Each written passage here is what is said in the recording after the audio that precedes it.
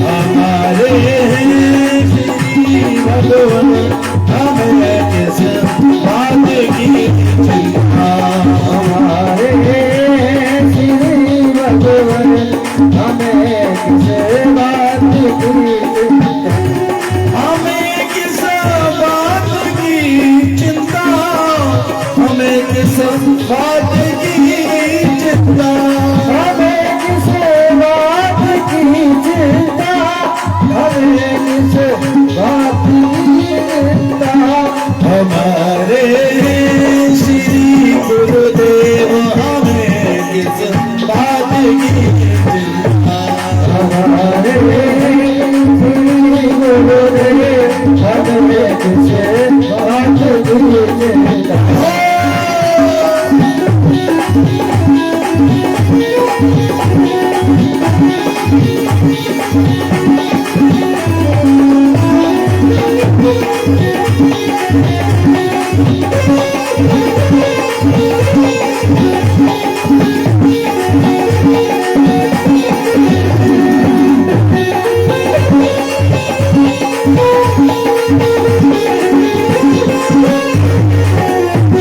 किया करते हो तुम दिन रात, क्यों बिना बात की चिंता, किया करते हो दिन रात, मेरी बात की चिंता, किया करते हो तुम दिन रात, क्यों बिन बात की चिंता, किया करते हो दिन रात, तुम बात की चिंता, रहे हर श्वास रहे हर श्वास में, रहे हर श्वास में भगवान तेरे हर बात की चिंता, हमारे श्री भगवान हमें किस बात की चिंता। तेरा मैं गोविंद गोविंद राधे,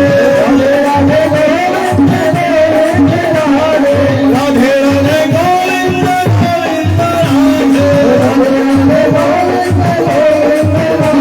राधे, राधे राधे गोविंद गोविंद राधे, राधे गोविंद गोविंद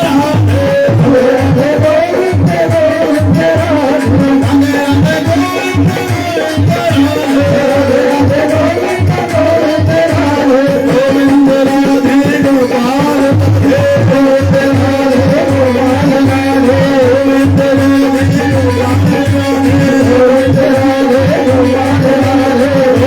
गोविंद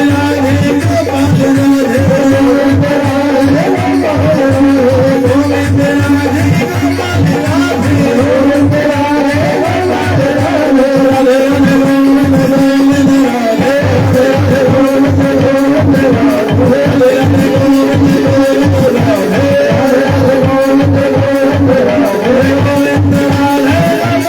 राधे, गोविंद राधे गोपाल राधे, गोविंद राधे गोपाल राधे, गोविंद राधे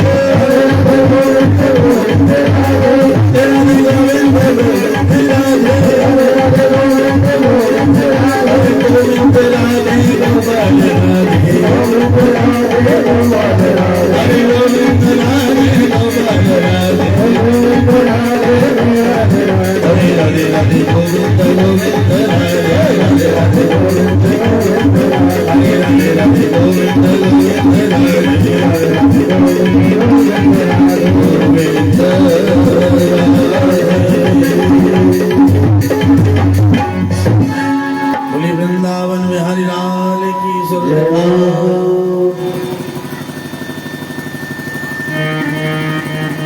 बड़ा सुंदर भाव। संत लोग ऐसा बोलते हैं, राम नाम लियो नहीं और करो न हरि से हेत, और वो नर ऐसे जाएंगे जैसे मूरा को सो खेत। दुनिया की मूरी और ब्रज को मूरा। और ब्रजवासी अगर भाव ना दे तो भाव रहे अधूरा। इसलिए दुनिया की मूरी ब्रज को मूरा। तो वो न ऐसे जाएंगे जैसे मूरा को सो, और राधे नाम गायो नहीं करो न ब्रज को वास। और वो न ऐसे जाएंगे जैसे, बोलो ना, जंगल की सी घास। जंगल की घास का क्या अस्तित्व होता है पता है? चौमासे आएंगे तो खूब महाराज मेड़न पे घुटमन पड़ जाएगी घास। लेकिन जैसे चौमासे खत्म भये कि महाराज किसान ऐसो जोत लगावे गो कि कब घास हुई थी, कब नहीं हुई, कब बड़ी हुई, कब हरी हुई, कब पीली हुई, कब सूख गई, कोई पता ही नहीं चलता। उसका कोई अस्तित्व नहीं रहता। मिट्टी में मिट्टी बनकर ही मिल जाती है। अस्तित्व किसका रहता है? अस्तित्व रहता है फलदार वृक्ष का। आएगा चौमासे आए और फलदार वृक्ष बनकर हम किसान के बीच खेत में खड़े हो गए, तो किसान हमें जुतवाएगा नहीं, क्या कहेगा? उसकी थापी लेगा और उसे उठाएगा और ऐसी जगह पे लगाएगा कि उसे हानि ना हो सके। ऐसे ही हमारा हाल है। अगर हम ठाकुर जी का नाम लेकर, अगर हम ठाकुर जी की कथा सुनकर एक फलदार वृक्ष बन गए, तो गोविंद हमारा नाम सदियों तक चलाएगा। जैसे कि मीराबाई का चलाया, जैसे कि भक्त प्रहलाद का चलाया, जैसे कि भक्त ध्रुव का चलाया, जैसा कि नरसिंह भगत का चलाया।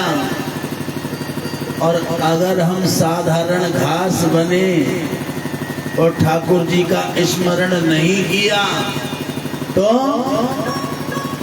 ना राम नाम लियो तेन भरी जवानी में और तू डूब के मर जा रे। हाँ, फिर यही लोग धिक्कारेंगे, ये तो पैदा ना होता तो ही ठीक था। ठाकुर जी भी कहते हैं, अरे दुष्ट, तूने घास की तरह जीवन अपना गुजार दिया, तो तेरा कोई नाम लेना न पानी। हाँ, भगवान भी उसे ऐसे ही व्यर्थ में ही गवा देते हैं। इसलिए संभव हो सके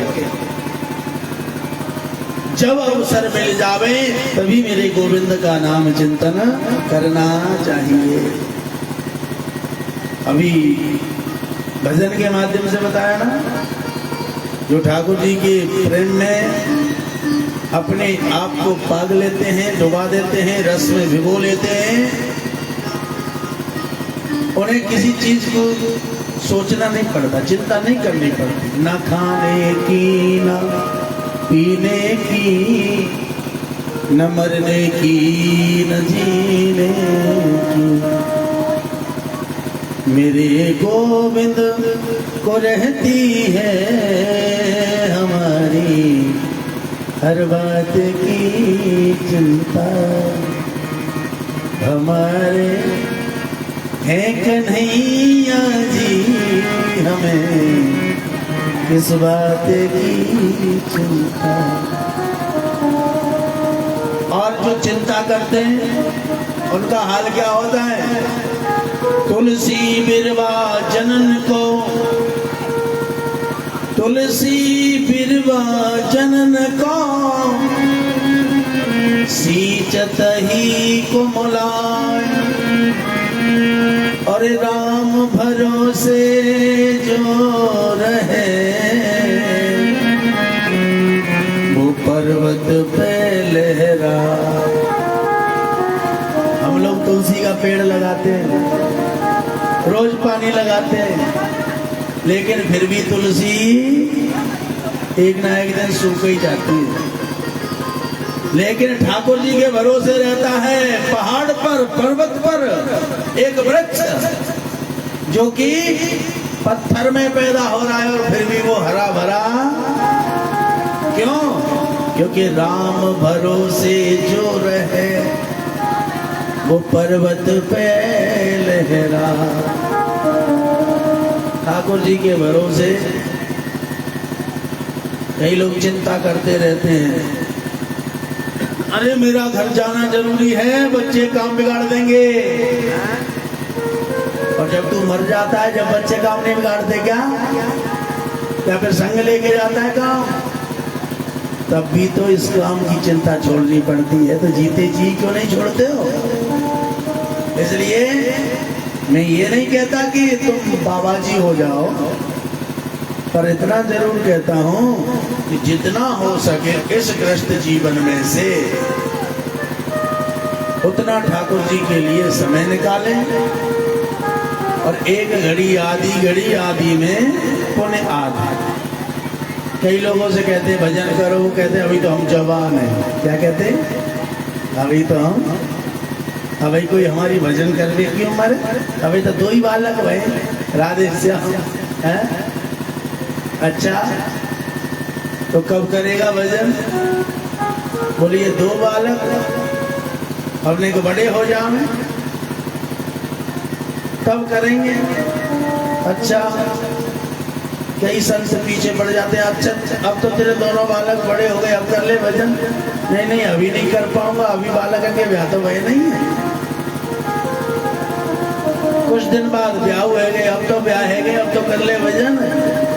कहता है बालकन के ब्याह तो है गए, इन पे कचू लेके है जहाँ तो कोई जीव सो तो भजन नहीं करना है।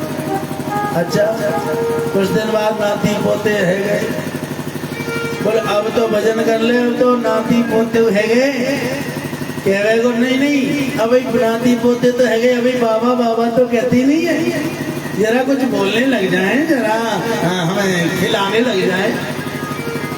अब दूसरी अंत में बाबा आए, संत आए, देख रहे हैं जिन बच्चों के लिए बाबा कह रहा था कि बाबा नहीं कहते, वही नाती पोते बाबा के कंधे पर बैठकर बाबा के सिर में जूता मार रहे हैं। अब छोटा सा बालक है, इसलिए बाबा कुछ बोल नहीं रहे, जूता खा रहे हैं। मेरे बालक जूता मार रहे हैं, खुश हो रहे हैं। संत ने कहा अब तो तेरे सिर पे खूब जूता पड़ रहे हैं, अब तो भजन कर ले। अंत में बाबा को गुस्सा आ गया। बाबा ने कहा बाबा जी तू तो पीछे ही पड़ गो, ना कर लो भजन, बता क्या करेगा। और रही बात जूता की, जूता मार रहे तो मेरी तो नाती मार रहे तो का जो यानी जीव जूता खाने के लिए तैयार है, पर भजन करने के लिए ऐसे लोगों के लिए तो गाया है ये भजन। कौन सा? ना राम नाम लियो और तेने भरी जवानी में, तू डूब के मर जा रे चुल्लू भर पानी में। तू डूब के मर जा रे चुल्लू भर पानी में। तू डूब के मर जा रे चुल्लू भर पानी में। तू डूब के मर जा रे चुल्लू भर पानी में। ना राम नाम लीनो, ना हरि को नाम लीनो, तेने भरी जवानी में। जवानी में भजन करवाने के लिए बोले तो क्या कहते हैं पता है? अरे महाराज अभी तो खाने कमाने की उम्र है? लेकिन हम भूल जाते हैं कि फूल जब भगवान पे चढ़ाया जाता है, जब खिल रहा होता है, जब मुरझा जाता है तब कोई उसे चढ़ाता है? कब चढ़ाते हैं? खिल रहा हो। ऐसे ही हमारे जीवन स्वरूप ये फूल है, जीवन स्वरूप ये फूल है। जब हम जवानी में कदम रखें तभी ठाकुर जी की शरण में जाओ। और जब ये सोच के भजन करना बंद कर दिया कि अभी तो हम जवान हैं, बूढ़े हो जाएंगे जब, लेकिन बूढ़ा होने के बाद जिसको जवानी में भजन की आदत नहीं हुई, वो बुढ़ापे में मंदिर को नहीं जाएगा। हॉस्पिटल जाए वो कभी मंदिर में नहीं जा सकता। क्यों? क्योंकि उसे आदत है ही नहीं। इसलिए संतों ने गाया कहलायो आटी में मिल जाए गो माटी में, मिल जाए वो माटी में। एक दिल काया तेरी कस जाएगी काठी में, एक दिन काया काया तेरी वो फंस जाएगी काठी में। पानी को बबूला है, पानी को बबूला है, और मिल जाएगा पानी में। तू डूब के मर जा रे चुल्लू भर पानी में, तू डूब मर जा रे चुल्लू भर पानी में। तू डूब के मर जा रे चुल्लू भर पानी में। तू डूब के मर जा रे चुल्लू भर पानी में। ओ प्यारे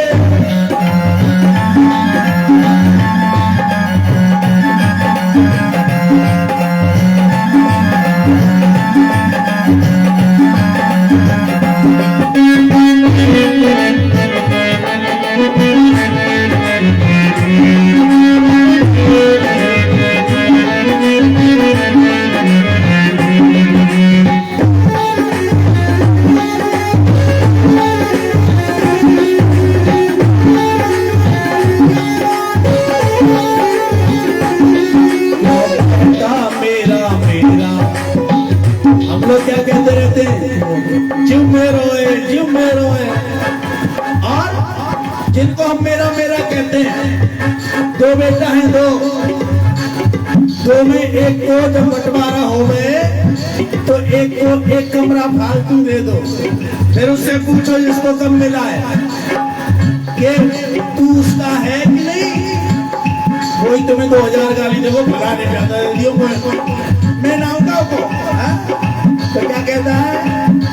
जो कहता मेरा मेरा कोई नहीं है तेरा, जो कहता मेरा मेरा कुछ नहीं है तेरा। एक दिन होगा तेरा घर पर घट में तेरा, एक दिन होगा तेरा घर पर घट में तेरा। फिर बताएगा कछु कमा नहीं पायो, कुछ कमाए नहीं पायो।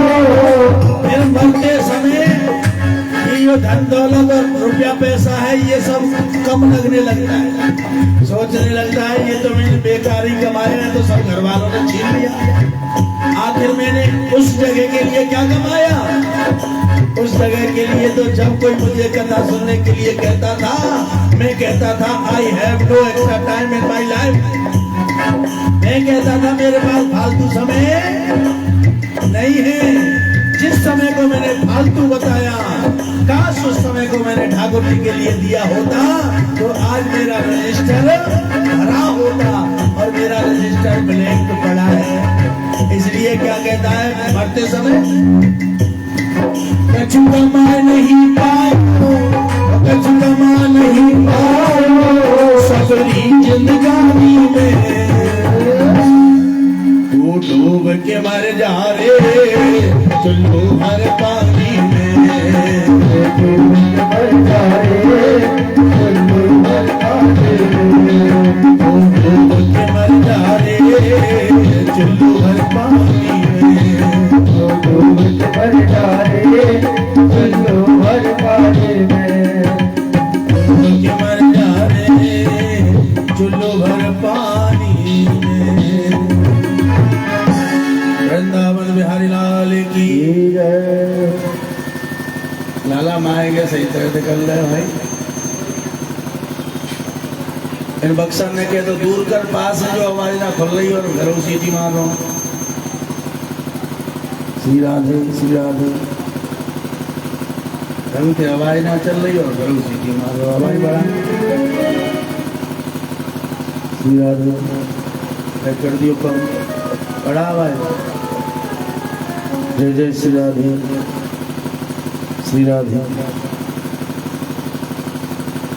परसों के दिन तो ना भाई परेशानी, पर कल तो एक परेशानी और चल रही है यहाँ। कहा को सीवर खोल लो मेरे ख्याल से, चकाचक ही आ रही है खुशबू। अगर किसी का सीवर खुल रहा हो तो भैया ढकवा दो। 3-4 घंटा 5 घंटा की परेशानी बड़ा डिस्टर्ब हो रहा है।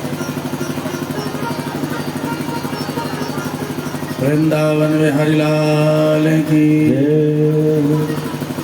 अच्छा, बहुत से लोगों ने जब ते ना आ रही, जब ते हमने बताइए तब ना के सुपेड़ में लगे आ रही है का। राधे श्याम। वृंदावन में हरिलाल की। चलो कोई बात नहीं, जिन्हें ना आ रही उनके लिए बधाई है। हाँ, जिन्हें आ रही है वह के काज है, तो आप आइए कथा में हम लोग प्रवेश करें। श्रीमद् भागवत कथा के अंतर्गत में कल हम लोग प्रसंग सुन रहे थे। अब प्रसंग क्या सुन रहे थे वो तो आप ही बताएंगे। कहाँ चल रही कथा? अच्छा, हाँ ठीक है। राजा परीक्षित जी महाराज को श्राप लगा। अब क्यों लगा? वो लगा कलयुग के कारण। कलयुग की वजह से राजा परीक्षित को श्राप लगा। जब पांडव राजा परीक्षित को राज तिलक दे के चले गए तो राजा परीक्षित एक दिन भ्रमण करने गए और भ्रमण करते करते उनकी मुलाकात एक काले पुरुष के साथ में हुई। जो काला पुरुष एक गाय को और एक बैल को परेशान कर रहा है। गाय रो रही है और बैल कराह रहा है। बैल के 5 पैर हैं, जिनमें से 4 पैरों को ये काला पुरुष काट चुका है। 5वां पैर जो बचा है उस 5वें पैर पर कुल्हाड़ी का प्रहार कर रहा है। ये काला पुरुष कौन है? ये काला पुरुष है कलयुग। क्या? जोर से बोलो ना, कलयुग। और ये गाय कौन है? ये गाय है पृथ्वी माता। ये बैल कौन है? ये बैल है धर्म। क्या है?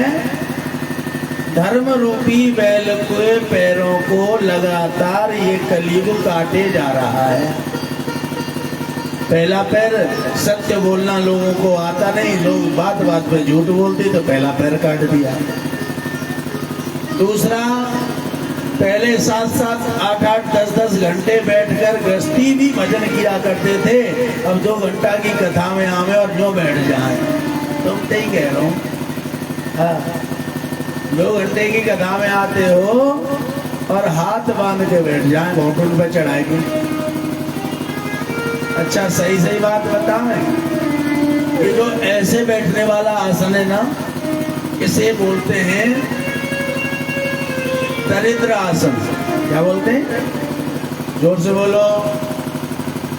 दरिद्र आसन। इस आसन से बैठकर स्वयं कुबेर भी कथा सुने। कौन? जो धन का राजा है, कुबेर भी कथा सुने तो वो भी गरीब हो जाएगा। अगर घुटने काम नहीं करते तो उल्टे पैर करके बैठ जाओ, पर इस आसन से न बैठो। Because this is poor condition of sitting, ऐसा बोल सकते हैं। भाव जो भी रहे, इस कंडीशन में नहीं बैठने का। तो राजा परीक्षित ने देखा, अरे ये दुष्ट तो गाय और बैल को परेशान करता, वो भी मेरे युग में, मेरे समय में, मेरे राज्य में। नंगी तलवार खींच ली और इस पर प्रहार करने को राजा तैयार हो गए। कहने लगे, दुष्ट मेरे होते हुए और मेरे राज्य में गाय और बैल को परेशान करता, छोड़ूंगा नहीं, मारने को तैयार हो गए। हाथ जोड़ के खड़ा हो गया। शरणम ममः, शरणम ममः, शरणम ममः। मैं तुम्हारी शरण में हूँ, मैं तुम्हारी शरण में हूँ। पांचों पांडव जब राजा परीक्षित को राजा बना के गए तो उनको शिक्षा देकर गए थे, शरण में अगर कोई दुश्मन भी आ जावे तो उसे भी क्षमा कर देना है। ये सरेंडर तभी से चला है, हाथ उठा दो पुलिस गोली नहीं मारती है, क्योंकि चक्रवर्ती सम्राट राजा परीक्षित ने नियम चलाया, अगर कोई अपराध करने के बाद भी हाथ उठा देता है, तुम्हारी शरण में आ जाता है, तो उसे मारना नहीं। आज राजा परीक्षित के सामने जैसे हाथ उठाए, वैसे ही राजा परीक्षित ने कहा चलो तो ठीक है, तुम्हें क्षमा करता हूं, भाग जाओ मेरे राज्य से। कहने लगे प्रभु, राज्य से तुम्हारे से भाग के जाएं तो जाएं कहां, जहां भी देखते हैं तुम्हारा ही राज्य है, चारों दिशाओं में तो तुम्हारा ही राज्य है, क्योंकि आप चक्रवर्ती सम्राट जो ठहरे। कौन से? चक्रवर्ती सम्राट, चारों तरफ आप ही का तो राज है, जाएं तो जाएं कहां। राजा परीक्षित से कहने लगे प्रभु, हम आपके राज्य को छोड़ के जा नहीं सकते, और आप हमें रहने नहीं दोगे, तो हमारे लिए एक उपाय है, आप कृपा करो तो हम आपसे प्रार्थना करें। क्या? हमें कुछ ऐसे स्थान दे दो जिस जगह पर हम अपने आराम से रह सकें, ना तुम्हारे किसी भक्त को परेशान करेंगे, ना तुम्हारी प्रजा को कष्ट देंगे। अच्छा तो ठीक है, इसको 4 स्थान राजा परीक्षित ने दे दिए। 4 स्थान कौन से दिए? धूतम पानम स्त्रिया शोना यत्र धर्म चतुर्विदा। आप 4 जगह पे रह सकते हो। पहला, जहां जुआ खेला जाता हो। जुआ कभी सत्यवादी हरिश्चंद्र बन के जीता नहीं जा सकता। जुआ खेलने वाले तो हमने कम ही देखे, लेकिन ताश खेलने वाले तो खूब ही देखे। हाँ, ताश खेलने वाले क्या करेंगे, उनमें कुछ इशारे करते हैं, कोई आंख मिचकाने वाला, कोई सेंस चलाने वाला, कोई जीभ दिखाने वाला। हाँ, ये कुछ इशारे होते हैं उनके, जिससे कि अपने पार्टनर को बता देते हैं हम पे ये तुरप है। हाँ, तो उसमें भी छल करते हैं, कपट करते हैं। जहां छल कपट झूठ पाखंड अन्याय अत्याचार अनाचार दुराचार व्यभाचार सब होते हैं, वहीं समझ लो कलयुग रहता है। इसलिए कहा जहां जुआ होता हो वहां पर तुम रह सकते हो। दूसरा स्थान दिया, जहां मदरा पान, जहां दारू पीते हो वहां पर तुम रह सकते हो। और महाराज दारू पीने वाले की तो तुम जानो ही हो, चलत कहते हैं पग धरत कहते हो, चलेगा कहीं और पाम कहीं भी पड़ेगा। चलता हूं मैं कदम कदम कदम कदम कदम। हाँ, तो ऐसे चलेगा महाराज।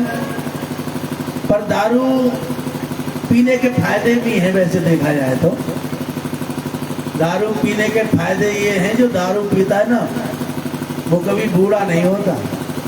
हाँ हाँ हाँ हाँ, चल लेते तो हम मारेंगे 2-4 पैग हैं, बूढ़े जो नहीं होते।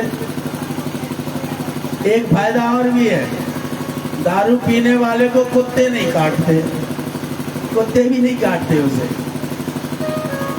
मतलब साफ है, दारू पीने वाला बुढ़ा तो इसलिए नहीं होता कि जब तक बुढ़ापे तक जाता है तब तक दारू उसकी अंतड़ियों को गला देती है, वो जवानी में ही मर जाता है। तो जब जवानी से बुढ़ापे तक पहुंचेगा ही नहीं तो बुढ़ापा आएगा कैसे? इसलिए बुढ़ापा नहीं आता। दूसरे, दारू पीने वाले को कुत्ता नहीं काटते, क्योंकि जब वो दारू पी के रात के 12 बजे गलियों से निकलता है, आहा, चलना चाहता है इधर, चलता है इधर, पैर इस कोने पे रखेगा पड़ेगा वहां। कुत्ते सावधान हो जाते हैं उसे देखकर, अरे भैया सावधान, इसे काटना नहीं, ये तो हमसे भी बड़ा है। समझ लो क्या हो सकता है, हम तो अपने मुंह से नहीं बोलते, तो भैया बड़ा भाई आ रहा है, इसे काटना नहीं कोई। हाँ, इसे काटोगे तो अपराध लगेगा, पता चले इसको हमारा जहर नहीं चढ़ेगा, इसका ही जहर हम पे उल्टा चढ़ जाएगा। इसलिए दूसरा स्थान राजा परीक्षित ने दिया कि तुम जहां मदिरापान होता हो वहां रह सकते हो। तीसरा स्थान दिया जहां पर स्त्री गमन होता हो, वैश्यावृत्ति होती हो। चौथा स्थान दिया जहां हत्याएं होती हो, जहां मांस मदिरा आदि बंटता हो, वहां पर तुम रह सकते हो। 4 स्थान दिए। कलयुग कहने लगा, प्रभु आप तो बड़े धर्मात्मा राजा हो, ये 4 काम तो तुम्हारे राज्य में होते ही नहीं, आखिरकार तुमने तो मुझे बेघर का बेघर ही छोड़ दिया। कृपा करके कोई एक स्थान तो ऐसा दे दो जिस जगह मैं रह सकूं। राजा के मुख से अचानक एक शब्द निकला, कांचनम वासः कुरु। क्या कहा? कांचन यानी सोने में वास करो। अब कनक का मतलब सोना भी होता है, कनक का मतलब धतूरा भी होता है, कनक का मतलब अनाज भी होता है, गेहूं। कलयुग बड़ा चालाक है, जिस जिस जगह पे कनक नाम सिद्ध होता है उस जगह पे सब जगह चला गया। हम लोग व्रत रह के कथा सुनने के लिए क्यों कहते हैं पता है तुम्हें? कि तुम कलयुग ठूस ठूस के भर के लाओ। राधे श्याम, हम कथा सुना रहे हैं और वो कथा का असर तुम पे नहीं हो पा रहा है।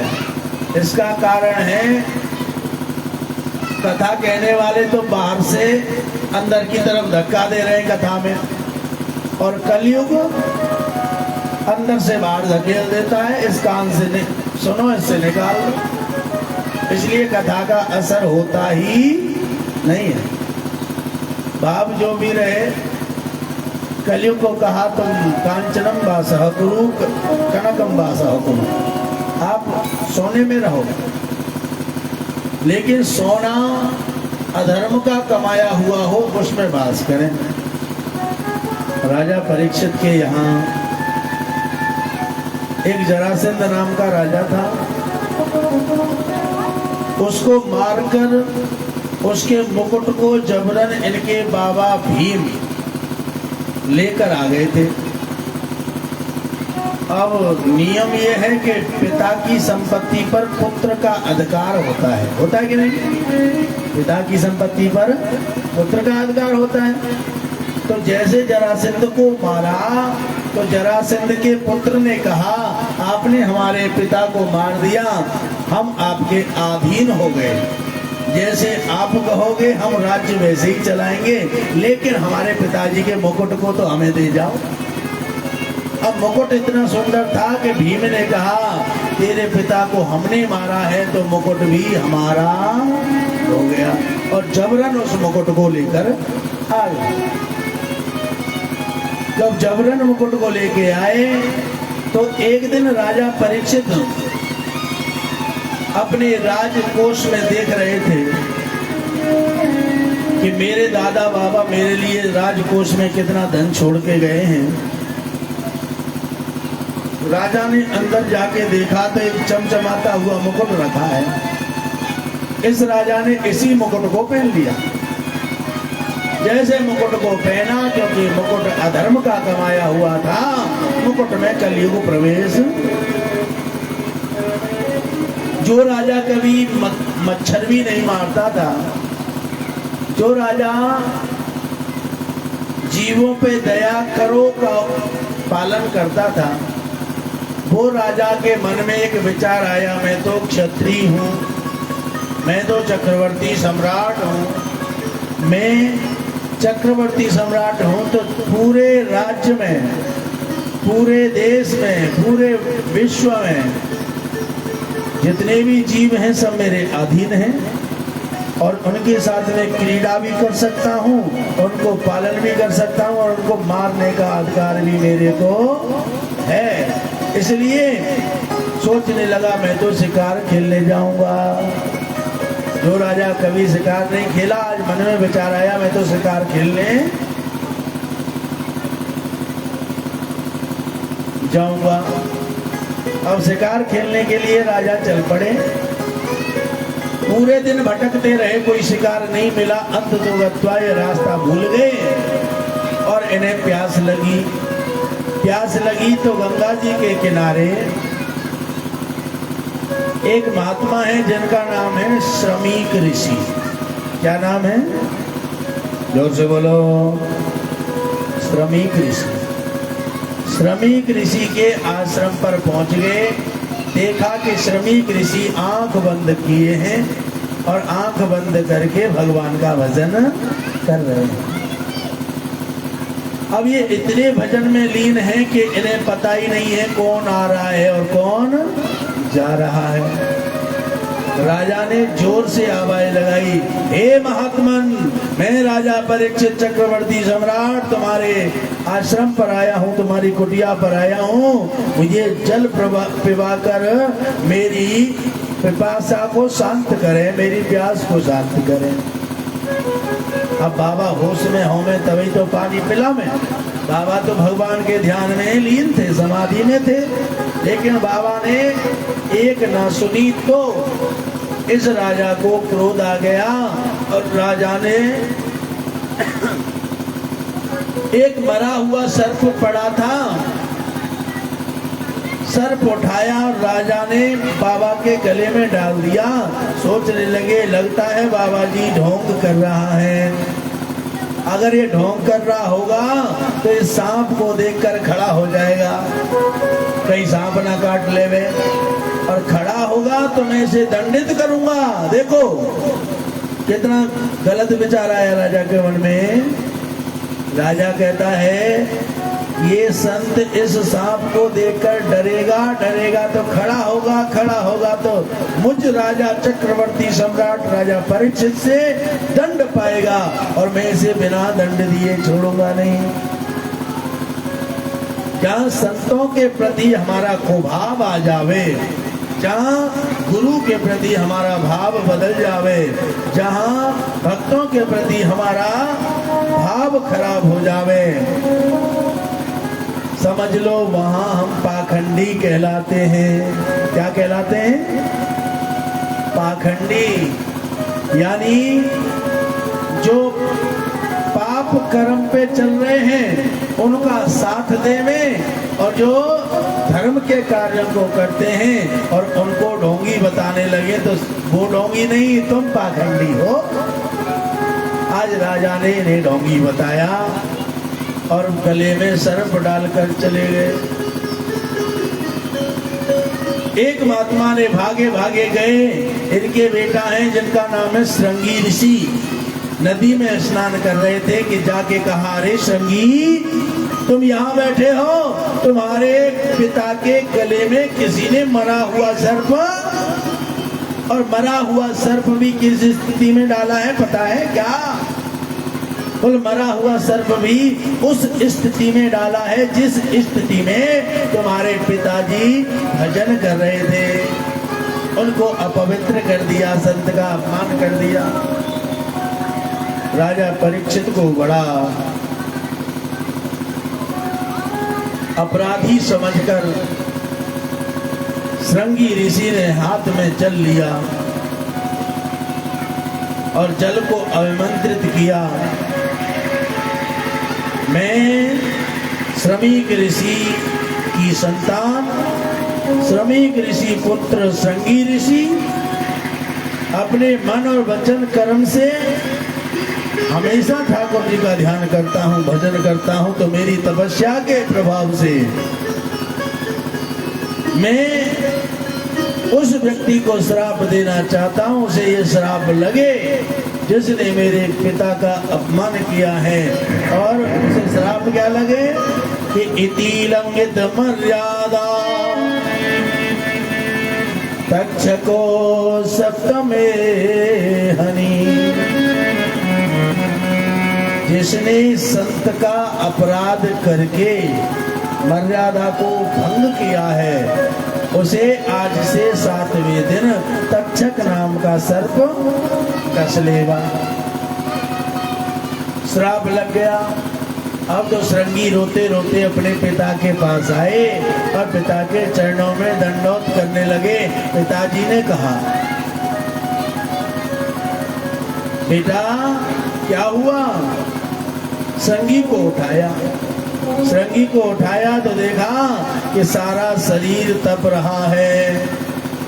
जब क्रोध आता है तो हमारा सारा शरीर भयंकर रूप से कांपने लगता। कई लोगों को तो आप देखते ना, जैसे उन्हें क्रोध आएगा, जैसे उन्हें गुस्सा आएगा, वो कांपने लगते हैं, क्योंकि वो अपना आपा खो देते हैं।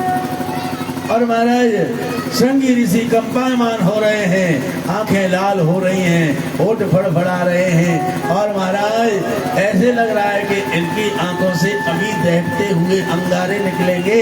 श्रमिक ऋषि ने श्रृंगी ऋषि से कहा, बेटा क्या हुआ? पिताजी आपको नहीं दिख रहा? आपके गले में मरा हुआ सर्प किसी ने डाल दिया है। बेटा तुम्हारी शक्ल को देखकर, तुम्हारी अकल को देखकर, तुम्हारी स्थिति को देखकर, तुम्हारे क्रोध को देखकर मुझे लगता है कि कहीं तुमने किसी को श्राप तो नहीं दिया। श्रृंगी ऋषि कहने लगे, मैंने तो श्राप दे दिया। बोले क्या? जिसने तुम्हारा अपराध किया है उसे 7वें दिन सांप काट लेगा, वो भी तक्षक नाम का, जो कि सबसे विषैला सांप है।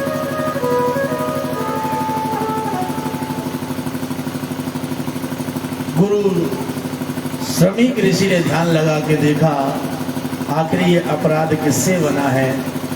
ध्यान लगा के देखा तो ये अपराध राजा परीक्षित से बन गया है। राजा परीक्षित को जैसे ध्यान में आए हुए देखा, अपने एक शिष्य को बुलाया जिसका नाम है गौरमुख। क्या नाम है? गौरमुख नाम का चेला बुलाया और कहा, जाओ, श्रृंगी ऋषि ने ऐसे एक राजा को श्राप दे दिया है जो कि अत्यंत धर्मात्मा है। ऐसा राजा फिर कभी होने वाला नहीं है। जाओ उससे कहो मरना तो अब निश्चित है, 7 दिन बाद उसे मरना ही पड़ेगा, क्योंकि ब्रह्म वाक्य जनार्दनम, यानी ब्राह्मण का शब्द ही नारायण का शब्द है, और नारायण का दूसरा नाम है सत्य। क्या? साच बराबर तप नहीं, झूठ बराबर पाप, जाके हृदय साच है, प्रभुता के हृदय आ। यानी कृष्ण ही सत्य है और सत्य ही नारायण है। कहने लगे, आज महात्मा ने बोला है कि वो 7 दिन में मरेगा तो 7 दिन में मरेगा। जाओ उसके कल्याण का कोई साधन हो, कहो कि वो अपने कल्याण का कोई साधन हो। इधर राजा को श्राप लगा, इधर राजा पहुंचे अपने महल में। जैसे मुकुट को उतारा, कलयुग का असर कम हुआ, राजा परीक्षित को गिलानी हुई। राजा परीक्षित कहने लगे, हाय राम, मुझसे कैसा अपराध हो गया, मैंने एक संत का अपराध कर दिया।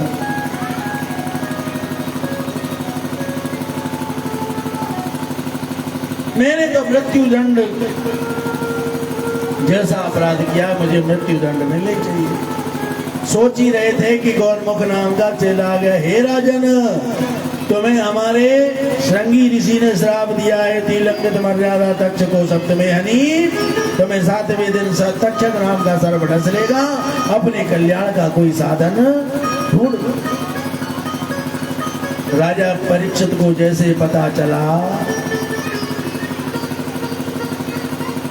मुरारीलाल खंडेलवाल जी पीछे बिछाई करवा दो, क्योंकि अब जगह धीरे धीरे शॉर्ट होने लगी।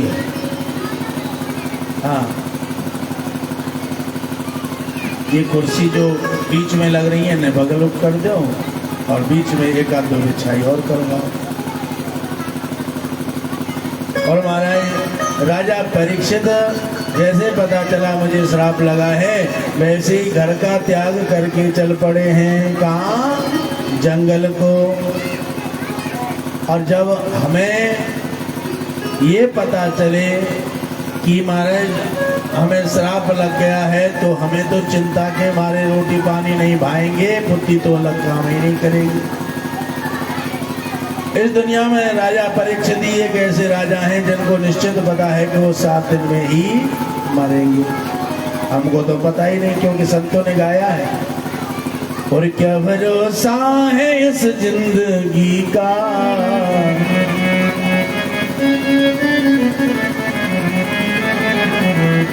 और साथ देती नहीं किसी का। और क्या भरोसा है इस जिंदगी का, साथ देती नहीं किसी का, साथ देती नहीं है किसी का। क्या भरोसा है इस जिंदगी का, क्या भरोसा है इस जिंदगी का। साथ देती नहीं है किसी का, साथ देती नहीं रहो।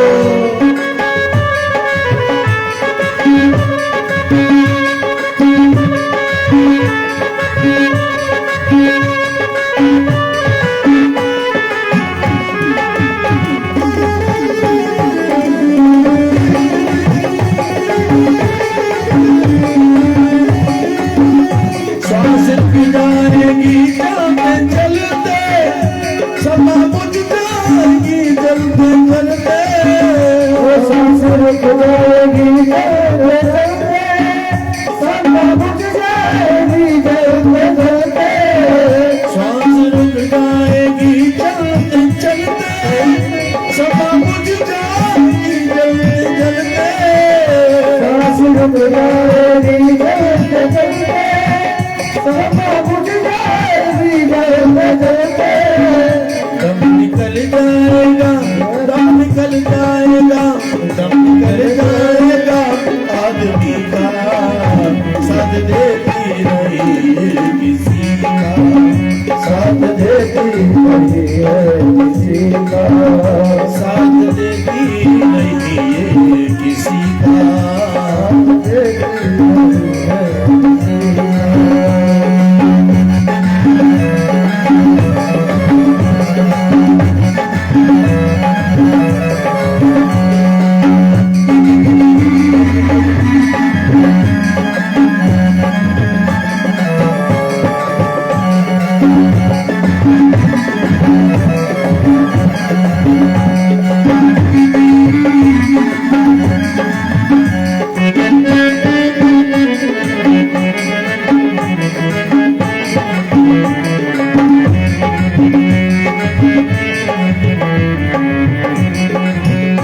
हम रहे ना ये दुनिया रहेगी, दास्तां अपनी दुनिया कहेगी। हम रहेगा ये दुनिया रहेगी, दास्तां अपनी दुनिया कहेगी।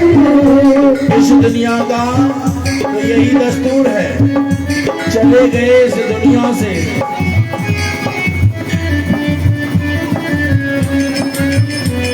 चले गए इस दुनिया से, रावण रहे न राम रहे, और रहे तो केवल इस दुनिया में उन दोनों के काम रहे। किसने क्या किया, किसने गलत किया, किसने सही किया, बस काम रह जाते हैं और काम के अनुसार ही नाम रह जाते हैं। लेकिन इस दुनिया में कोई रहता नहीं है। इसलिए संतों ने गाया, हम रहे ना ये दुनिया रहेगी, दास्तां अपनी दुनिया कहेगी। हम रहे ना ये दुनिया रहेगी, ओ दास्तां अपनी दुनिया कहेगी। हम रहे ना ये दुनिया कहेगी, हम रहे जाए दुनिया रहेगी, दास्तां अपनी दुनिया कहेगी। और नाम रह जाएगा, नाम रह जाएगा, नाम रह जाएगा, नाम रह जाएगा, नाम रह जाएगा बंदगी का, याद देगी ये किसी का। साथ देखे नहीं है किसी का। इसलिए कहता हूँ क्या, और देर न हो जाए, कहीं देर न हो जाए, देर न हो देर न हो जाए, कहीं देर न हो जाए, कहीं देर न हो बदले रखे, बदले रखे, रखे, देर न हो जाए, कहीं देर न हो जाए, देर न हो जाए, कहीं देर न हो जाए, देर न हो जाए, कहीं देर न हो जाए।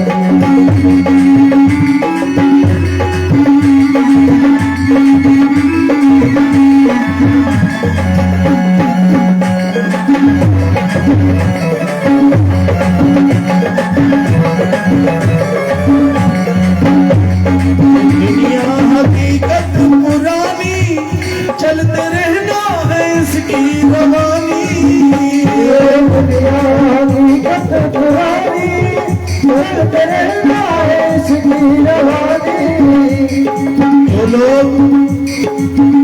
जो लोग ये सोचते हैं कि हम नहीं रहेंगे तो घर कैसे चलेगा, हम मर जाएंगे तो घर कैसे चलेगा, मैं घर छोड़ के भाग जाऊंगा तो घर कैसे चलेगा, नहीं, जैसे अब चल रहा है वैसे ही चलेगा। जो पत्नी घर से बाहर निकलना नहीं जानती वो बाहर निकलना भी सीख जाएगी। जो बच्चा तुम्हारे बगैर बिजनेस नहीं संभाल सकता वो बिजनेस भी संभालना सीख जाएगा, क्योंकि मजबूरी प्रत्येक कार्य को सिखा देती है। इसलिए दुनिया जैसे चल रही थी वैसे ही चलेगी, और हो सकता है जिस तरीके से तुम चला रहे थे तुमसे भी अच्छा चलने लगे। ये निश्चित नहीं कि तुम चला रहे थे, तुम 10 रुपए कमा रहे तो 10 ही बेटा कमाएगा, हो सकता है वो 100 कमाने लगे, और हो सकता है वो 10 की जगह पे 1 को नहीं कमावे। तो ये दुनिया चलना इसका काम है। ट्रेन चल रही है, ट्रेन में जहां तक तुम्हारी टिकट है वहां तक तुम्हें टीटी रुकने देगा, और उसके बाद तुमने अपना आसन नहीं छोड़ा, अपनी सीट नहीं छोड़ी, तुम्हें जाना है आगरा तक और तुम पीछे भी बैठे रहे तो टीटी पकड़ेगा, जेल में डाल देगा, जुर्माना लगाएगा वो अलग, और 2-4 लाख घुसा दे दे तो वो बोनस है। इसलिए सावधानी हटी और दुर्घटना घटी, सावधानी से रहें। ये दुनिया हकीकत पुरानी, ये दुनिया हकीकत पुरानी, चलते रहना है इसकी रवानी, चलते रहना है इसकी रवानी। ये दुनिया हकीकत पुरानी, चलते रहना है इसकी रवानी। ये दुनिया हकीकत पुरानी, चलते रहना है इसकी रवानी। फर्ज पूरा करो, फर्ज पूरा करो, फर्ज पूरा करो, फर्ज पूरा करो बंदगी का, सौद देती नहीं है किसी का, साथ देती नहीं है किसी का। फर्ज पूरा करो बंदगी का, फर्ज पूरा करो बंदगी का। नाम रह जाएगा आदमी का, हम रह जाएगा आदमी का, दम निकल जाएगा रोशनी का, निकल जाएगा रोशनी का। क्या भरोसा है इस जिंदगी का, जिंदगी का, जिंदगी का, जिंदगी का, जिंदगी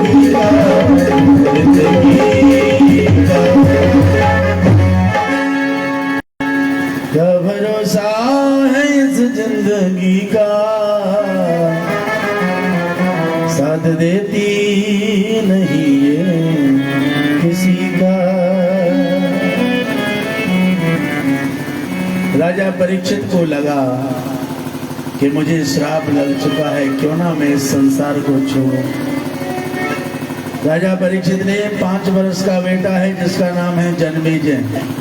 जन्मेजय को बुलाया, बेटा इधर आओ। और जन्मेजय को गद्दी पर बिठाकर उसका तिलक कर दिया, आज से तुम राजा हो। जन्मेजय रोने लगे, महाराज मैं तो वही 5 ही वर्ष का हूं, मैं राज्य कैसे चलाऊंगा। परीक्षित ने कहा, जितने बड़े तुम हो उतने ही बड़े हम थे। हमारे दादा बाबा हमें इतने ही बड़े को राज्य देकर चले गए थे, फिर भी देख लो हमने कितना अच्छे से राज्य को चलाया। क्यों? क्योंकि हमारे राज्य के जितने भी कर्मचारी हैं बड़े ही धर्मात्मा हैं, बड़े ही ईमानदार हैं, बड़े ही वफादार हैं और महाराज तुम्हारा साथ देने वाले रहेंगे, चिंता ना करो। जन्मेजय को राजगद्दी देकर राजा परीक्षित पहुंच गए जंगल में। कहा? सुक्रताल नामक स्थान पर। कहाँ पहुंच गए? सुक्रताल कितने लोगों ने देखा है? देखा है सुक्रताल? सुक्रताल वो स्थान है जहां राजा परीक्षित ने सुखदेव जी महाराज से श्रीमद् भागवत कथा को सुना था। अपन गए हैं वहां, आज भी वो बड़ का पेड़ है जिसके नीचे बैठकर राजा परीक्षित ने कथा को सुना। और बड़ का पेड़ नहीं है, एक तरीके से एक गांव समझ लो, क्योंकि उस बड़ के पेड़ की एक जड़ यहाँ निकल रही तो एक जड़ वहां निकल रही है गोवर्धन चौराहे में, और एक जड़ गोवर्धन चौराहे पे तो एक भूतेश्वर चौराहे में। राधेश्याम ऐसे दूर दूर उसकी जड़ें निकल रही हैं, लेकिन पेड़ एक ही है, क्योंकि हजारों वर्ष पुराना जो ठहरा। आज राजा परीक्षित को वैराग्य हुआ, जंगल में पहुंचे। अनेक महात्मा राजा परीक्षित का संदेश सुनकर जंगल में पहुंचे। राजा परीक्षित का कल्याण करना चाहते हैं, लेकिन राजा परीक्षित का कल्याण होवे कैसे? क्योंकि राजा परीक्षित को जो श्राप लगा है वो 7 दिन में मरने का लगा है, और ऐसा कोई भी महात्मा इनमें नहीं है जो 7 दिन में कल्याण कर दे। और 7 दिन में कल्याण हो भी सकता है, लेकिन वही महात्मा कल्याण कर सकता है जो काम, क्रोध, मद, लोभ, मोह, अहंता, ममता, विषमता सबसे अलग हो। और ऐसा एक ही महात्मा है जिसका नाम है सुखदेव, जो जन्म लेते ही जंगल को चले गए। श्री सुखदेव जी महाराज ध्यान लगा के बैठे थे। सुखदेव जी महाराज जब ध्यान लगा के बैठे थे तो सुखदेव जी महाराज के हृदय में एक भावना प्राकट्य हुई कि चलो राजा परीक्षित के पास, चलो राजा परीक्षित के पास, चलो राजा परीक्षित के पास। खड़े हो गए आसन से, चल पड़े राजा परीक्षित की तरफ। इस दुनिया में एकमात्र ऐसे महात्मा हैं, ऐसे संत हैं जो संतों की श्रेणी में खड़ा किया जावे तो सबसे बड़े संत यही कहलाते हैं, श्री सुखदेव जी महाराज। लेकिन सुखदेव जी महाराज बड़े जरूर हैं, लेकिन साधन एक भी नहीं जुटा रखा है। आजकल के समय में बड़ा महात्मा कैसे कहा जाता है? किसे कहते हैं बड़ा महात्मा? क्या पे बड़ी गाड़ी होए, क्या पे चीलाम की लेन लग रही होए, गुरु जी बाद में पहुंचे, हजारों चेला व्यवस्था करके को पहले पहुंच जाएंगे, जाके आश्रम यहाँ से लेके वहां तक होए, जाके आश्रम में चेला पहुंचे तो एसी वाले कमरा होए। कोई बड़े गुरु जी हैं आजकल तो। लेकिन पहले ऐसा नहीं था।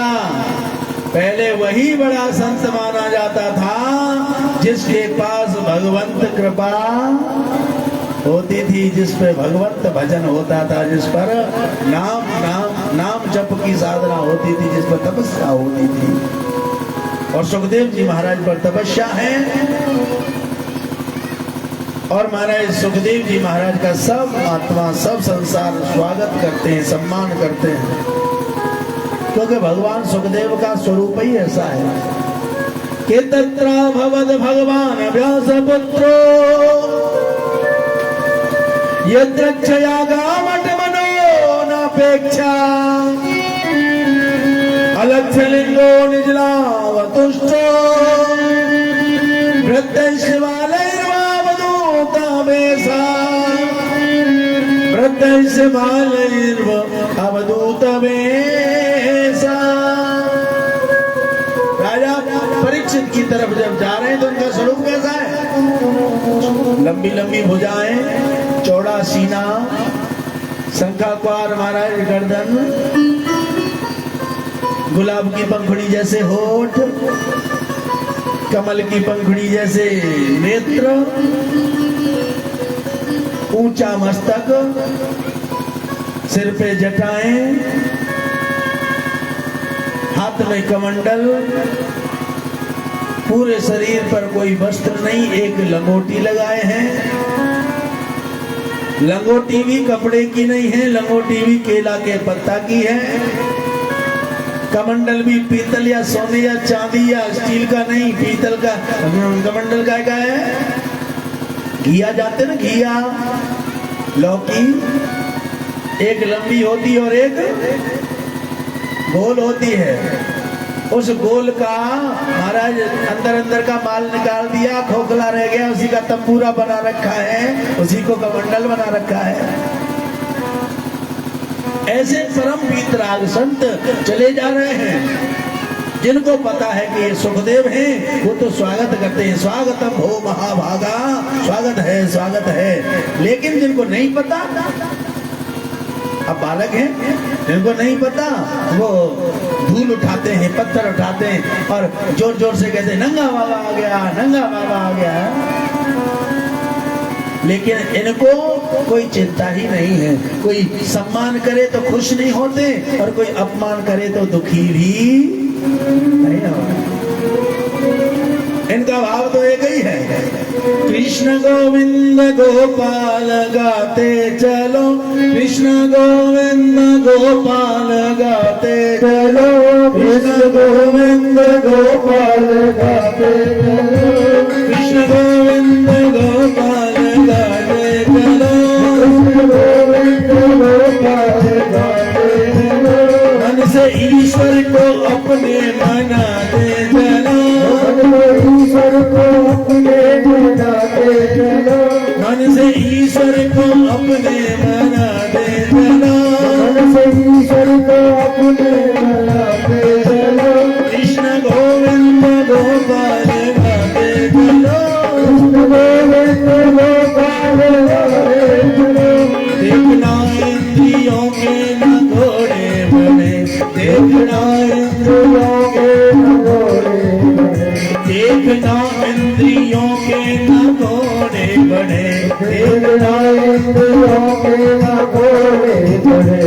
इनमें हरदम ही संयम के घोड़े पड़े, इनमें हरदम ही संयम के घोड़े पड़े, इनमें हरदम ही संयम के घोड़े पड़े, इनमें हरदम ही संयम के घोड़े पड़े। अपने रथ को सुमारग लगाते चलो, अपने रथ को सुमारग लगाते चलो, अपने रथ को सुमारग लगाते चलो, रथ को सुमारग लगाते चलो।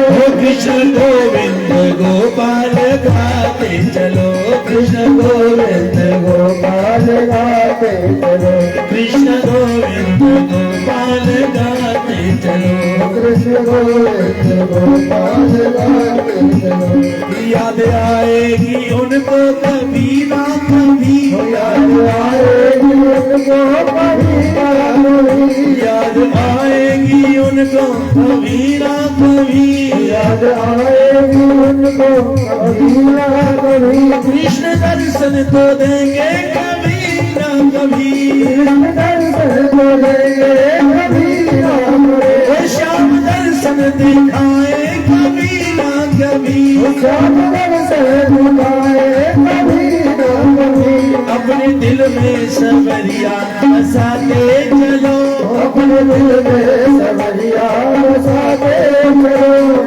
दिल में सवरिया बसाते चलो, अपने दिल में सवरिया बसाते चलो, हे कृष्ण गोविंद गोपाल गाते चलो, कृष्ण गोविंद गोपाल गाते चलो, कृष्ण गोविंद गोपाल गाते चलो, कृष्ण गोविंद गोपाल गाते चलो, गाते चलो, कृष्ण गोविंद गोपाल गाते चलो। ठाकुर जी का नाम गायन करते हुए चले जा रहे हैं। आखिरकार पहुंच गए उस जगह जिस जगह राजा परीक्षित की सभा लगी थी। अनेक अनेक महाराज महात्मा विराजमान है। जैसे सुखदेव जी को देखा सब खड़े हो गए, स्वागत है स्वागत है स्वागत है।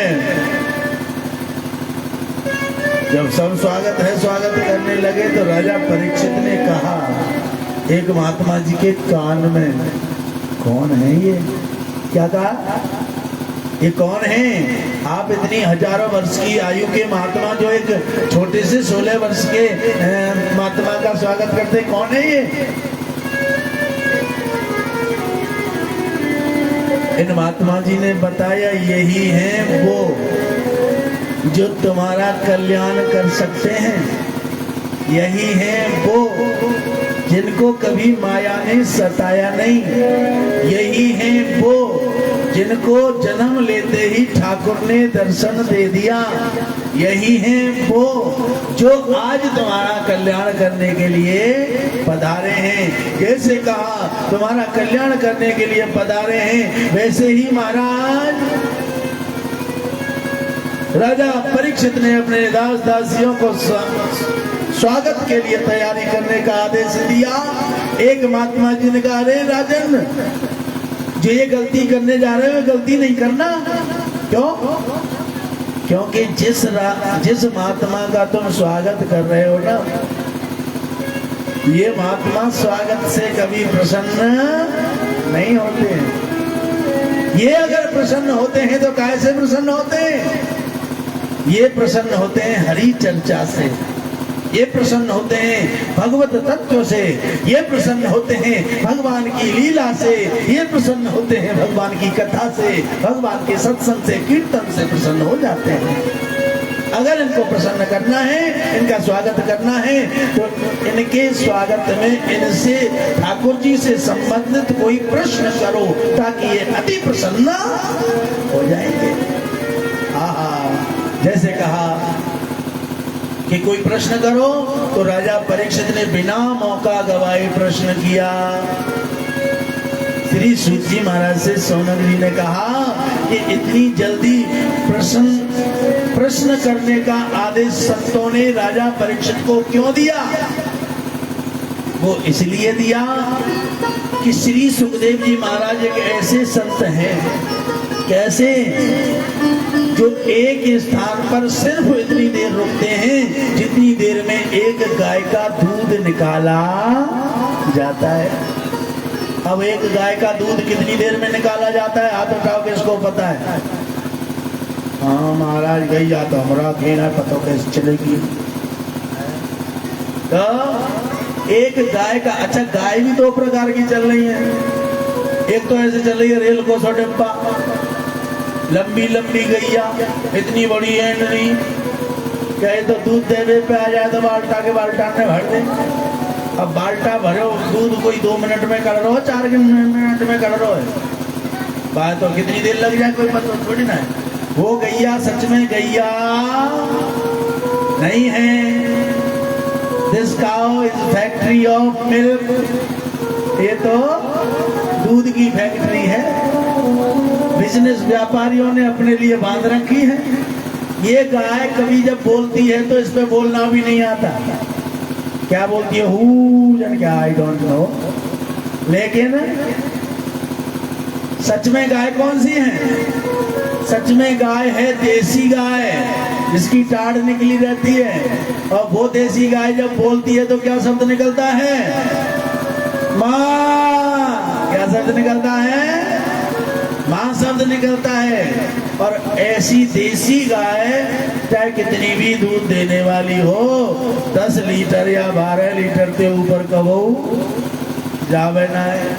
और हल्की काठी की है तो 3-4 किलो पे ही समट जावे, नहीं और बीच की सी काठी की है तो 5-6 किलो देवे है। और कोई ठीक ही तगड़ी है तब वो 10 तक पहुंच जावे, लेकिन इससे ज्यादा नहीं। और 10 किलो दूध अगर कोई अच्छे से दूध निकालने वाला है तो 6 मिनट में 10 किलो दूध काढ़ लेता है। इसलिए गाय का दूध निकलने का समय 6 मिनट रखा। श्री सूत जी महाराज सोनक जी से कहने लगे, अति शीघ्र प्रश्न करने के लिए इसलिए बोला कि श्री सुखदेव जी महाराज 6 मिनट से ज्यादा किसी जगह पर रुकते नहीं है। तो श्री सूत जी महाराज से कहने लगे, प्रभु वो तो 6 मिनट से ज्यादा कहीं रुकते नहीं हैं, और राजा परीक्षित का 7 दिन में कल्याण होना है तो वो कैसे उन्हें कथा सुना पाए। कहने लगे, श्री सुखदेव जी महाराज का नियम है, अगर कोई स्वागत सत्कार में और व्यर्थ की चर्चा में समय गुजारता है तो वो 6 मिनट से ज्यादा नहीं रुकते। अगर कोई ठाकुर जी की चर्चा करना प्रारंभ कर दे, ठाकुर जी की कथा सुनना प्रारंभ कर दे, ठाकुर जी का कीर्तन करना प्रारंभ कर दे, तो वो उस जगह से वर्षों तक नहीं जाया करते हैं। और यही संतों ने कहा, राजन अगर तुम्हें सुखदेव को रोकना है तो तुरंत इससे ऐसा प्रश्न करो जिससे कि ये हरि चर्चा में उलझ जावे।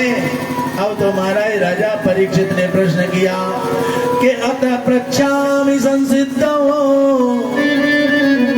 योगिनां परमं गुरोः पुरुषस्य यत् कार्यं म्रियमाणस्य सर्वथा।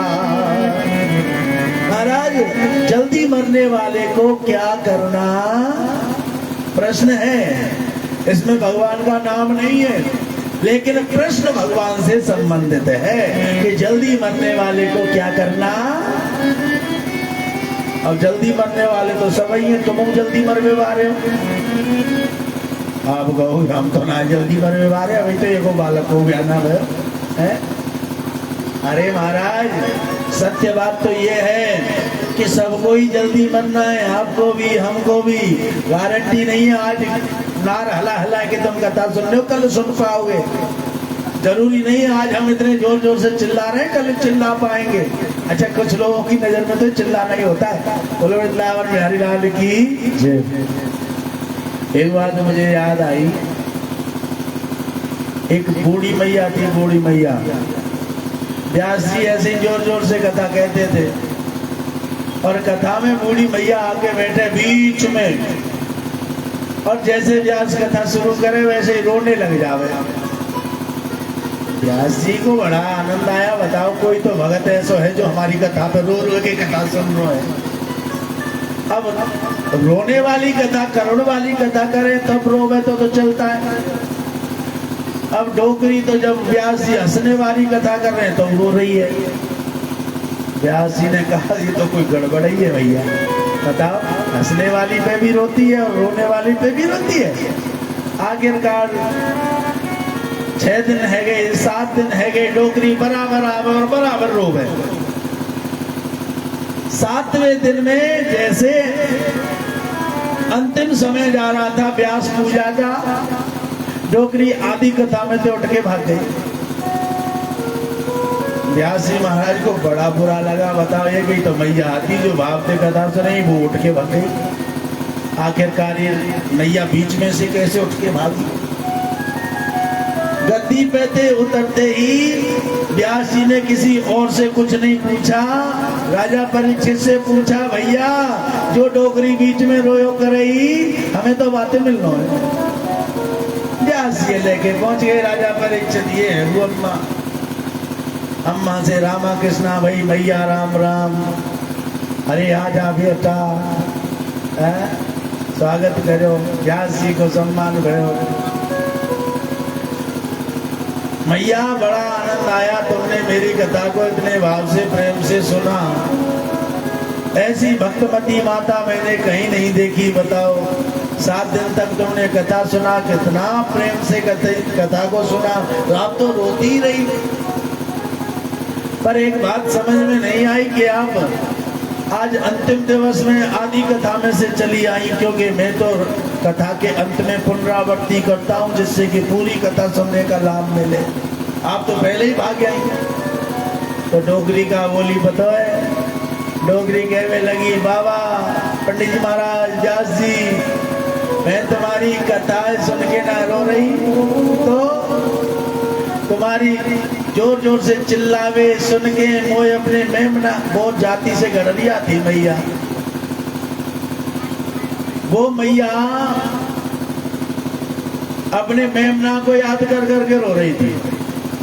कहने लगी, बाबा का बता मैं, एक बार भेड़न में मरी पड़ गई तो सबरी भेड़ मर गई, एक मेमना बचा। और एक मेमना, जैसे मेमना का बालक मरा, भाई जाना मार मेमना चला दे भाई, चला दे।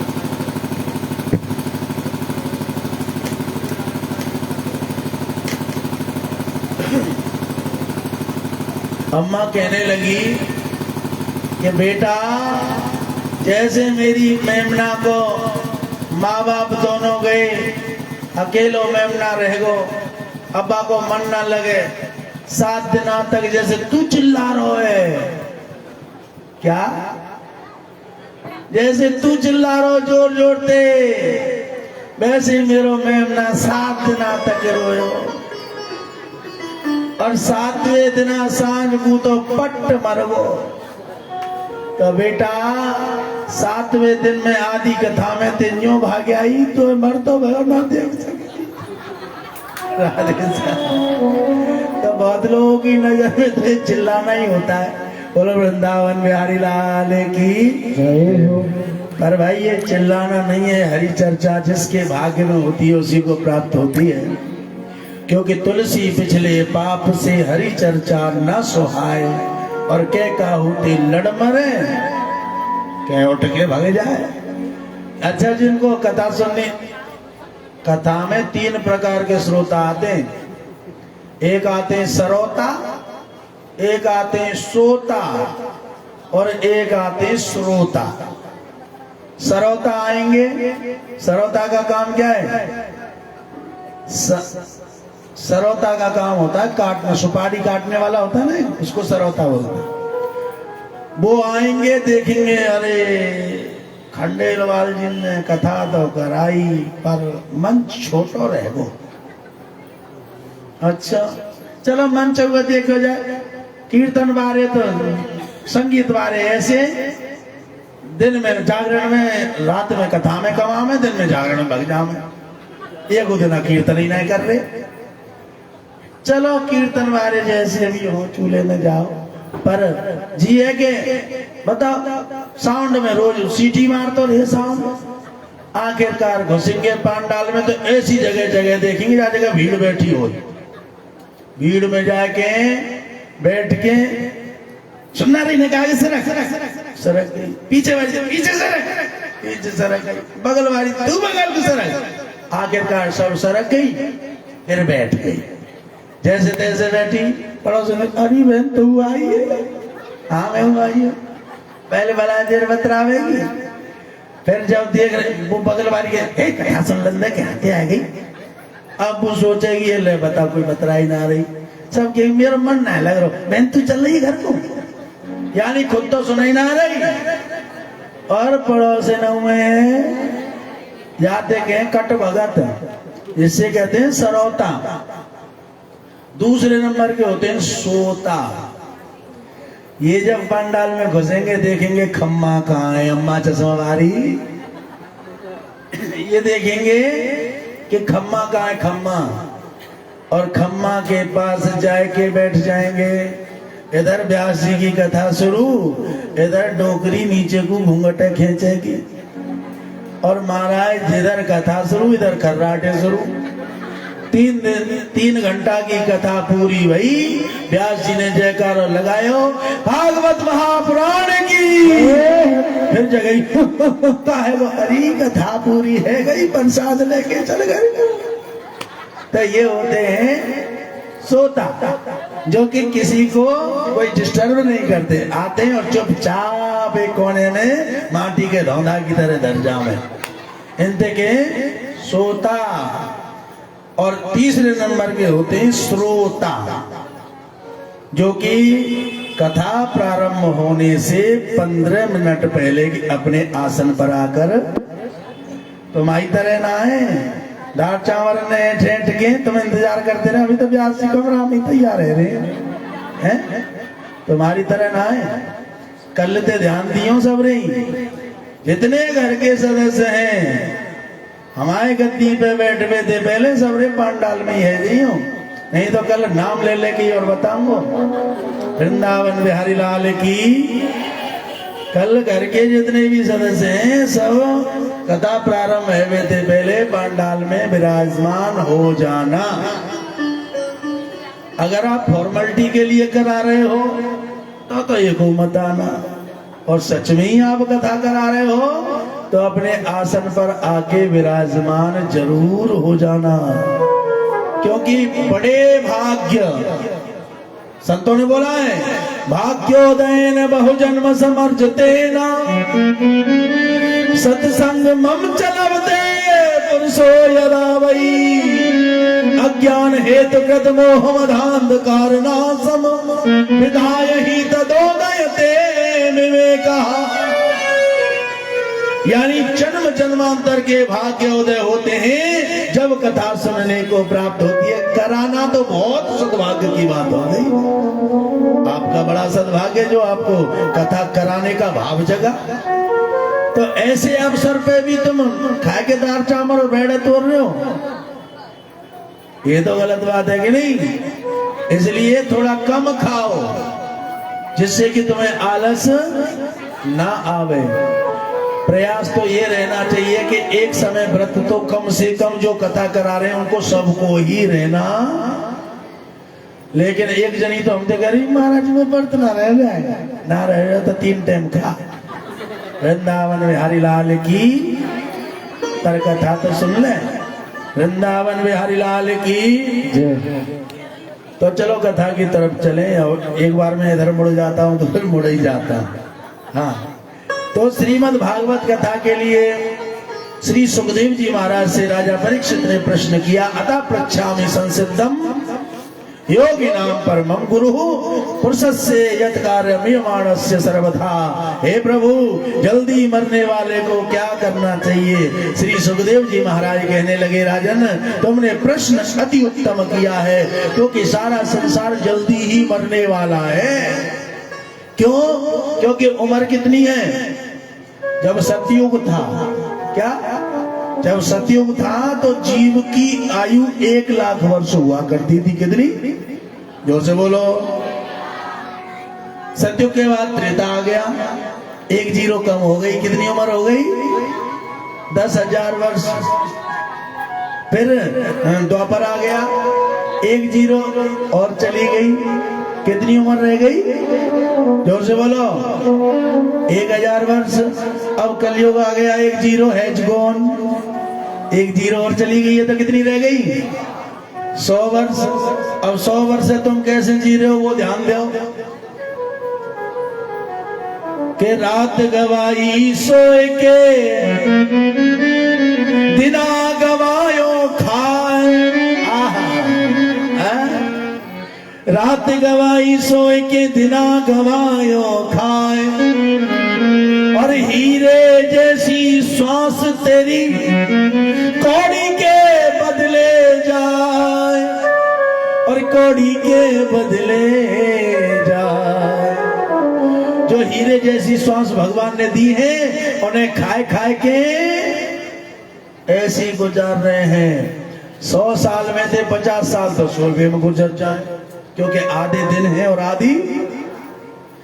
और वो मैया बड़ी धन्य है जो दोपहरी में खर्राटे मार लें 3-4 घंटा, अच्छा जो दोपहरी में ना सो में भी सांझ को आगे आज तो माथा दर्द कर रहा दोपहरी में सोई ना। अच्छा दोपहरी सोवे को बनाई है। अरे भली मानसो अगर समय मिला है तो बैठ अकेला 2 घड़ी तो कभी तो ईश्वर गाया कर। जब तुम्हें अवसर मिला है तो क्यों ना ठाकुर जी का नाम जपते हो, क्यों ना ठाकुर जी का भजन करते हो।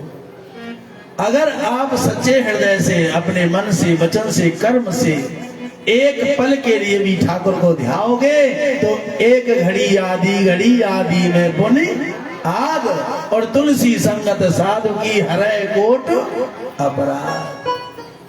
भाव होना चाहिए। सुखदेव जी महाराज कहने लगे राजन जल्दी मरने वाले को एक काम करना चाहिए। क्या कि तस्मात् भारत सर्वात्मा, तस्मात् भारत सर्वात्मा भगवान ईश्वरो हरि श्रोतव्या कीर्त तथ्यश्च स्मर्तच्च इच्छता भयम्। जल्दी मरने वाले को एक ही काम करना चाहिए कि श्वास श्वास पे राम भज, यथा श्वास मत खोए, ना जाने जा श्वास को आवन होए ना हो। हर श्वास पे राम जी का नाम गाते रहिए, हर श्वास पर राधे राधे कहते रहिए। अगर आपको लगता है हम कभी भी मर सकते हैं तो हर श्वास पे पता नहीं ये श्वास दोबारा आएगी या नहीं आएगी। हर श्वास पे ठाकुर जी का नाम चिंतन कीजिए। मौजी बाजी मैया के सांस लेने की तो फुर्सत ही ना है, कहाँ थे सांस सांस पे राम भजे। सवेरे जगो जगत के झाड़ू पोछा ये वो बालक ने तैयार कर वो पतिया ड्यूटी भेजो फिर स्टार प्लस चैनल देखो है। क्योंकि सास भी कभी साथ निभाना, कुमकुम भाग्य है ना, कौन से सिंदूर, कौन से नाटक चल रहे हैं उन्हें देखो अड़ जाऊंगी।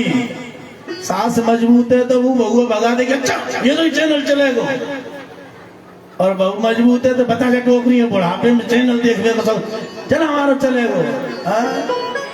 यानी चैनल देखने पे थी फुर्सत ना तो सांस लेवे की फुर्सत कहां पर रहेगी।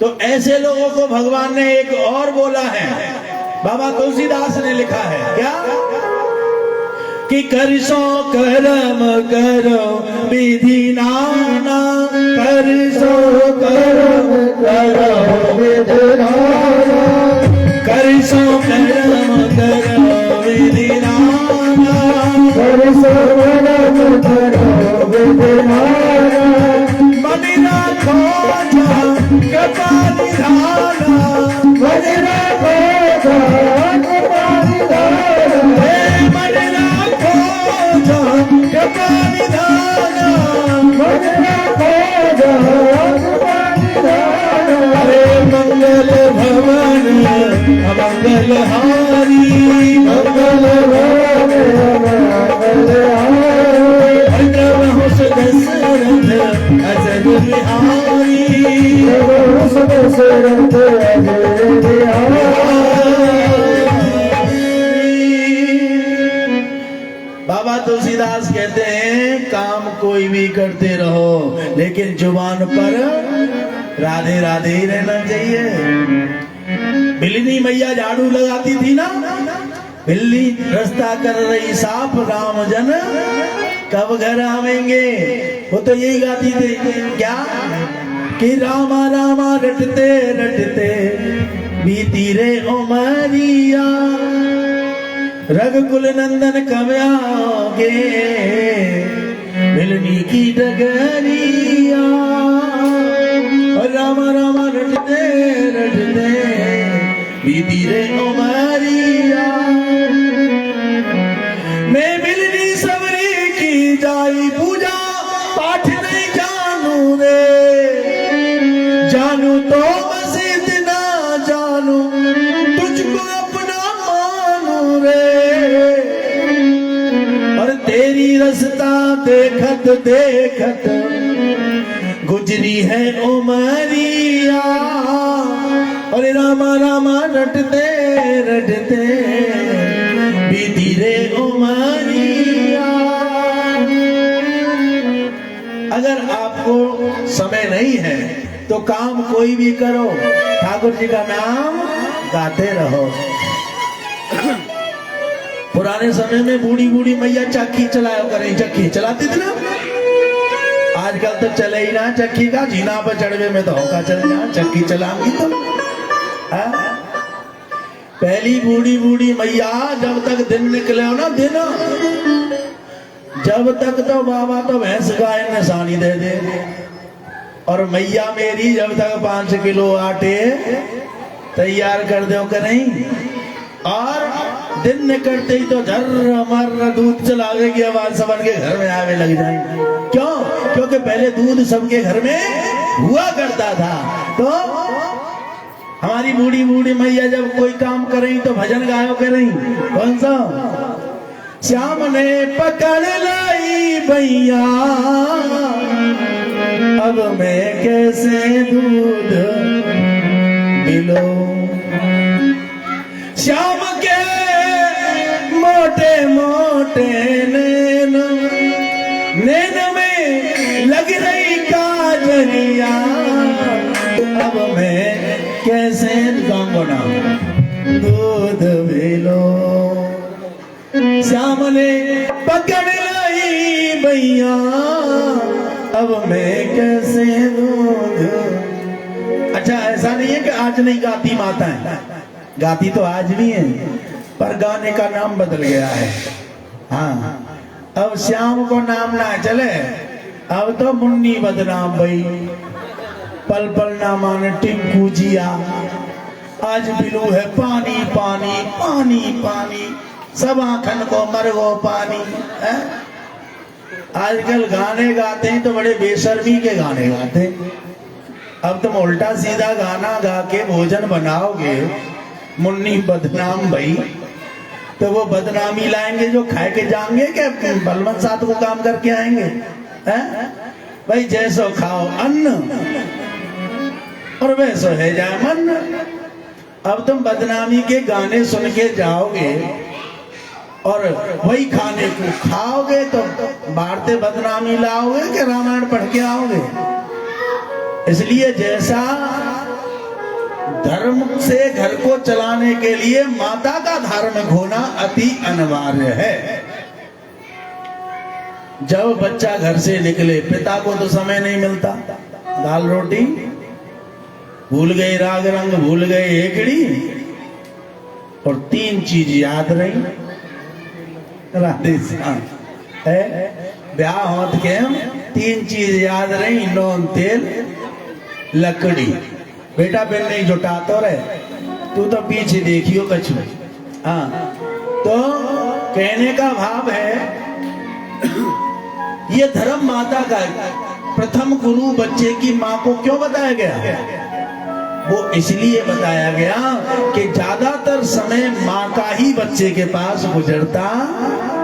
बाबा लोग तो धन कमाने बाहर चले जाते हैं या खेत में काम करने चले जाते हैं, किसान है तो, लेकिन माँ बच्चे के पास हमेशा बनी रहती है। इसलिए माँ को प्रथम गुरु बोला गया है। माँ जब बच्चा स्कूल जाए तो आदत डाल सकती है, बेटा 1 चौपाई पढ़ के रोजाना घर से निकला कर रामायण की, जिससे कि बच्चे को पता चले रामायण भी हमारा कोई ग्रंथ है। बच्चे को जब थोड़ा और बड़ा हो जाए, बेटा 1 गीता का श्लोक घर में रोजाना पढ़ा कर, बेटा भागवत कथा का आधा अध्याय 2 श्लोक 4 श्लोक रोजाना पढ़ा करो।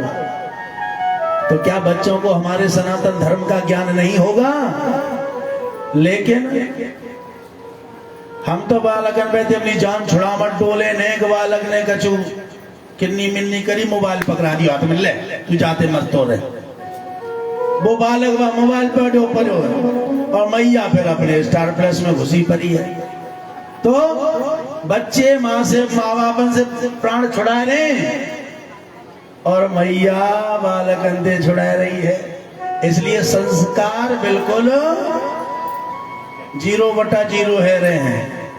इसलिए संभवतः अपने बच्चों को संस्कार देने के लिए ये पहल माताओं को ही करनी चाहिए। आजकल के बच्चों को फिल्मी हीरो के जन्मदिन और ये सब याद हैं, लेकिन भगवान राम की जीवनी याद नहीं है, भगवान कृष्ण का जीवन परिचय याद नहीं है। क्यों? क्योंकि वो ऐसा माहौल घर में देख ही नहीं रहे। वो तो माहौल यही देख रहे हैं, ऐश्वर्या राय और कैटरीना कैफ और अभिषेक बच्चन और धर्मेंद्र है? जब वो ये देखेंगे तो यही तो उनके मन में बसेगा। अपने ठाकुर जी के प्रति अपने बच्चों को जागरूक करें, छोटे छोटे बच्चों को भी कथा में लेके जाया करें, ताकि बच्चों को ये ज्ञान हो कि हमारा सनातन धर्म भी कोई धर्म है। इसलिए अपने बच्चों को संस्कार देना हमारा धर्म है। भाव जो भी रहे, बाबा तुलसीदास ने कहा, कर सो कर्म करो विधि नाना, मन राखो जा कृपा निधाना। सुखदेव जी महाराज ने जैसे कहा मन राखो जा कृपा निधाना, तुरंत राजा परीक्षित बोल पड़े, गुरुदेव आपने तो बड़ी आसानी से कह दिया मन राखो जा